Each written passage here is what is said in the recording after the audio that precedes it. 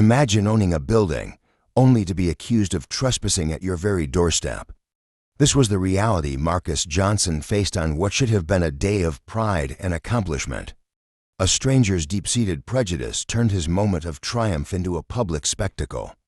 What happened next, however, left everyone stunned. Let's go back to where it all began. Marcus Johnson, a 32-year-old self-made entrepreneur, walked confidently toward his latest real estate acquisition. The building was a sleek residential complex with glass panels that shimmered under the warm afternoon sun. This wasn't just any building, it was the crown jewel of his growing portfolio, the result of years of relentless work and sacrifice. Dressed in a perfectly tailored navy blue suit, Marcus exuded professionalism and determination. His leather portfolio in hand and gold watch gleaming subtly on his wrist were symbols of the long hours and tough decisions that had brought him to this moment.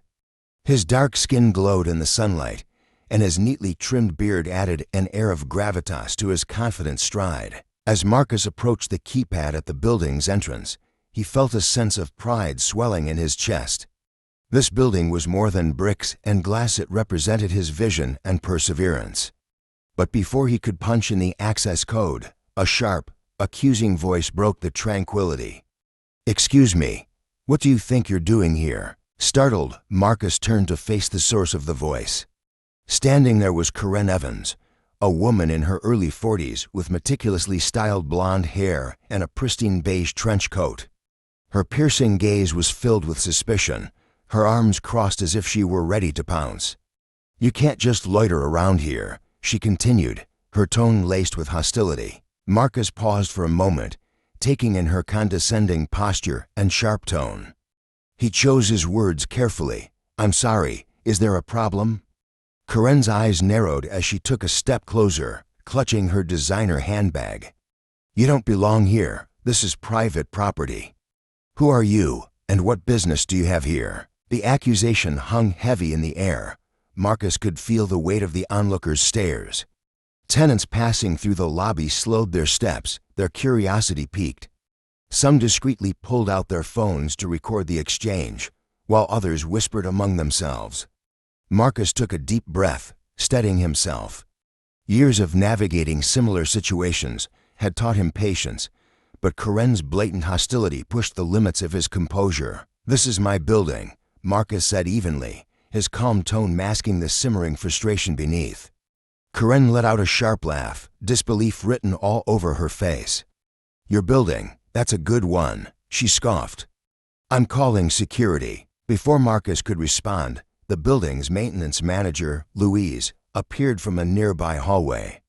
Louise was a stocky man with a weathered face, his work clothes neatly pressed despite the long day. He paused, clearly uncomfortable with the tension in the air. "Mr. Johnson," Louise called out, his tone cautious but respectful. Karen's head snapped toward Louise. "Finally, call security. This man refuses to leave." Louise hesitated, his gaze shifting between Karen and Marcus. Slowly, realization dawned, and his expression changed from confusion to recognition. "Miss Evans," he began carefully, "this is Mr. Johnson. He's the new owner of the building." Karen froze, her face losing its color. "Owner?" she repeated, her voice barely above a whisper. "That's correct," Marcus confirmed, his tone firm but controlled. "I finalized the purchase yesterday." The crowd murmured, their whispers carrying a mix of disbelief and amusement. Karen's indignation quickly melted into embarrassment. Her eyes darted around the room, taking in the judgmental stares and the smirks of her neighbors. I didn't know," Karen stammered, her voice trembling. "You should have announced yourself." Marcus raised an eyebrow, his calm demeanor unwavering. "Announce myself? To whom? This is my building." "Do I need your permission to enter?" Karen's face turned a deep shade of red as she struggled to respond. The onlookers chuckled softly, their amusement breaking the heavy tension in the room. Karen looked around, realizing there was no way to salvage her dignity. "I'm sorry for the confusion," she muttered, barely audible. Marcus tilted his head, his tone firm but measured. "You're not sorry for your assumptions, are you?" Karen opened her mouth to reply, but no words came. After a moment of silence, she turned abruptly and stormed toward the elevator, her posture stiff with embarrassment. That evening, Marcus addressed the tenants in the building's shared courtyard. The gathering buzzed with energy, the earlier drama still a hot topic of conversation.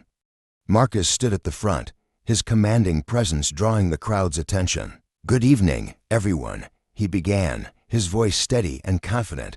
"I wanted to formally introduce myself. My name is Marcus Johnson, and I'm proud to be the new owner of this building." The crowd applauded, their support evident. Marcus continued, "This building is more than just an investment for me, it's a community. My goal is to make it a safe, inclusive place where everyone feels respected and valued." The applause grew louder, and even those who had remained neutral earlier now showed their enthusiasm. Karen lingered at the edge of the group, her expression a mix of guilt and uncertainty. As the meeting ended, she approached Marcus hesitantly. "Mr. Johnson," she said softly, "I might have been out of line earlier." Marcus regarded her calmly. "That's putting it lightly," he replied, though his tone lacked malice. Karen's cheeks flushed as she nodded stiffly. I'll do better," she said before retreating into the crowd. Marcus watched her go, knowing that true change wouldn't happen overnight. But he was content with the progress made that day. He had set the tone for his leadership, a tone of respect, equality, and community. If you enjoyed this story, don't forget to subscribe to Unfolded Tales Explained and press the bell icon to stay updated with more inspiring tales.